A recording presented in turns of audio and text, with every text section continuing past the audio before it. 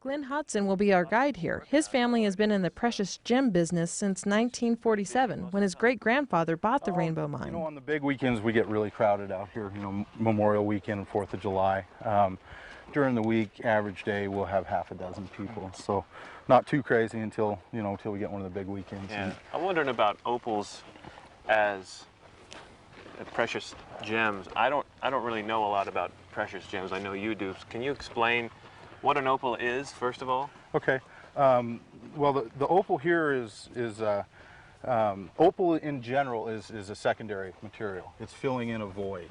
Here, it's after wood. It's the only place in the world where we get play of color opal after wood. And so this was all 15 million years ago, an ancient beach. And lots of volcanic activity, fair amount of wood. Behind us here you can see the bank. And this is where it happens. This is where you hope it happens.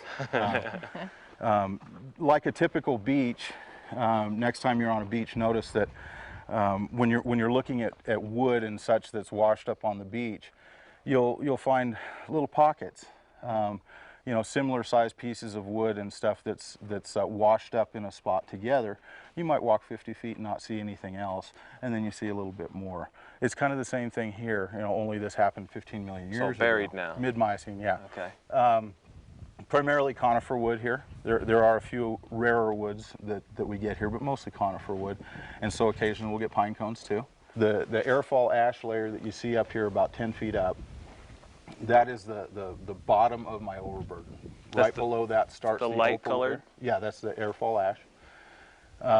Right below that starts the opal layer, and it's about 10 feet thick here. And doesn't mean you've got 10 feet thick of opal, but you have 10 feet of opportunity that opal can happen. Okay.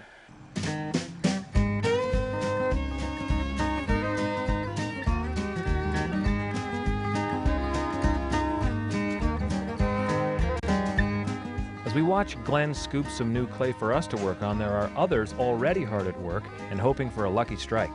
It's not opalized yet, but they tell me that you keep it long enough, it will be. But I take all that type of thing home, and I have 3 days of going through it and soaking the mud off of it, and it's fun. It's good entertainment, I guess.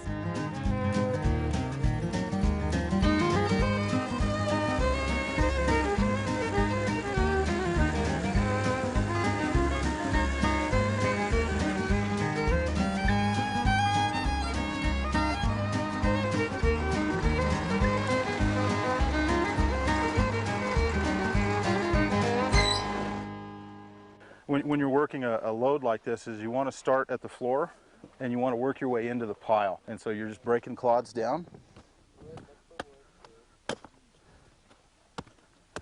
to see if you've got any opal in it.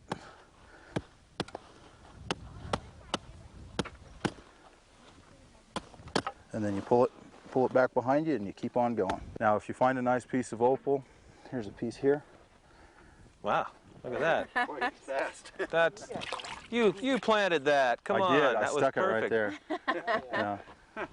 Oh, wow, look at that. It doesn't, you know, it's white opal. It doesn't have any fire. What makes the fire in the fire opals? It's silica that was picked up through the airfall ash and the clays by water. Spheroids of silica will stack very orderly, kind of like a honeycomb or ping pong balls would stack. And if you have that orderly arrangement and nice size and shaped spheres of silica, when the light hits it, it acts as a diffraction grating or a prism, and it breaks the light up into its spectral color.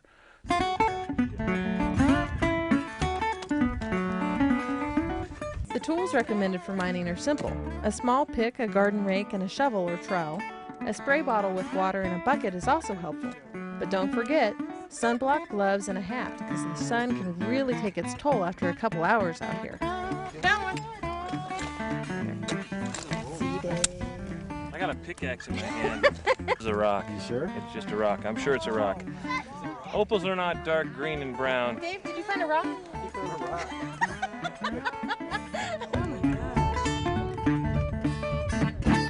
I found something. Little something.